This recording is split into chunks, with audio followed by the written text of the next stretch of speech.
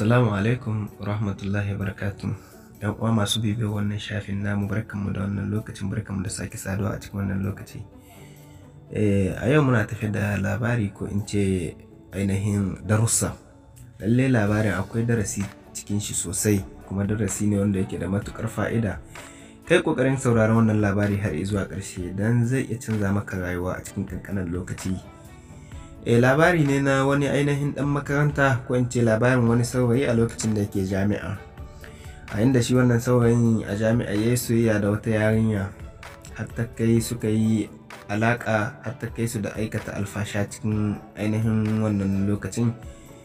A lokacin ita yarinyar ta tashi ta samu juna biyu a cikin wannan alakar tasu, inda ta je gaban iyayenta suka fahimci cewa tana ɗauke da juna biyu. Suka haɗa ta da yayanta ya je domin ganin saurayin da ya mata juna biyun don su tattauna a warware ainihin wannan matsala. A lokacin da suka zo da ita da yayanta wurin wannan saurayin sai ya buga kai ga ƙasa, ya nuna kwata-kwata shi bai ma santa ba, baya da alaƙa da ita, kuma don haka idan ma suna da wani mataki da za su ya ɗauka suna zuwa su ɗauka, shi baya da alaƙa da ita. Haka yayanta ya koma da ita gida cike da baƙin ciki da damuwa. Shi wannan saurayin ya ci gaba da karatu, bayan kammala karatu ya koma gida sai ya je aure. A lokacin da ya aure, a saduwar shi ta fari da iyalinsa ya tarar da ita ba a matsayin budurwa ba, abin da ya matuƙar tayar mai da hankali da kuma cusa damuwa a cikin ransa, inda ya kasa haƙura sai da ya tambayi ainihin ita wannan matar tasa cewa ta wani dalili ta rasa ainihin budurcinta.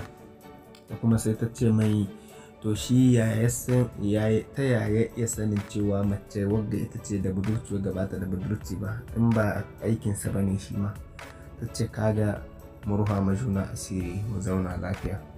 A haka ya haƙura suka ci gaba da zama, kwana a tashi Allah azarta su da samun ya mace yarinya, inda ainihin ita wannan yarinyar ta girma ta kai wasu shekaru, amma ainihin shekarun da ta kai ba su kai munzalin da za a cewa mace ta san ɗa namiji ba. Kwatsam wataran bayan ya dawo ya shigo gida sai tarar da ainihin mahaifiyar yarinyar tun tana kuka, yar tasa. Ya tambaye ta lafiya, me ke faruwa ne? Sai ta ce dole ta yi kuka, ba yarsa ce aka yi ma fyaɗe ba. Waye mata fyaɗe? Ta ce mai gadin gida ne ya yi mata fyaɗe. Ina mai gadin gidan kuma ya tsere. Abin da ya matuƙar ruɗe shi da kuma tayar mai da hankali da jefa ainihin kunci da damuwa a zuciyarsa, inda ya kasa sanin abin da zai yi ba mafita. A nan ya yanke shawarar cewa yana zuwa ya ga mahaifiyarsa domin ya gaya mata abin da ke faruwa. Zuwansa gida ke da wuya, ya tarar da ita ma mahaifiyarsa tana ta sheka kuka. Ya tambaye ta me ke faruwa ne? Ta ce ba abin da ma bai faru, ƙanwarka ce wani dan makarantar su ya mata ciki.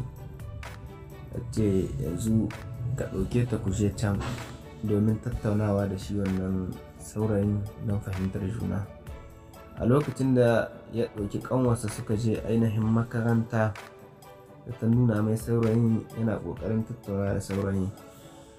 Sak irin ɗabi'ar da ya nuna mai yayan waccan yarinya da yi wa ciki, irin wannan ɗabi'a shi ma ga saurayin ya nuna masa, na nuna kwata-kwata baya da alaƙa da ƙanwarsa, shi bai ma santa ba. Idan kuma yana gardama ko yana musu akan wannan matsalar yana iya zuwa ya ɗau matakin da duk ya ga yana iya ɗaukawa, shi baya da alaƙa da ita. Ya shige mota ya yi ficewa ta shi. Haka ya dawo jikinsa sanye, yana cikin damuwa da kunci da tashin hankali da ruɗewa.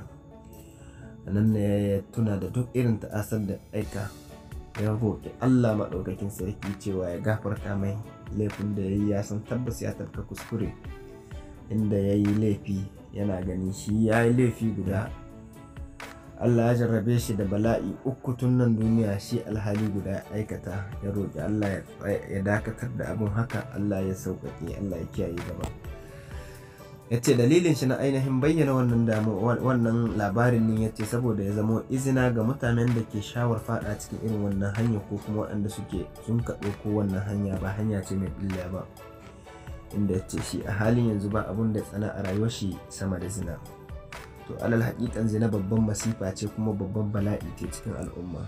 Duk ainihin masibun da muka gani su ne nan ga ta samun al'ummarmu a yau suna da alaƙa da ainihin zina. Duk lokacin da aka buɗe ƙofar zina to sai ƙofofin bala'i sun buɗe baki.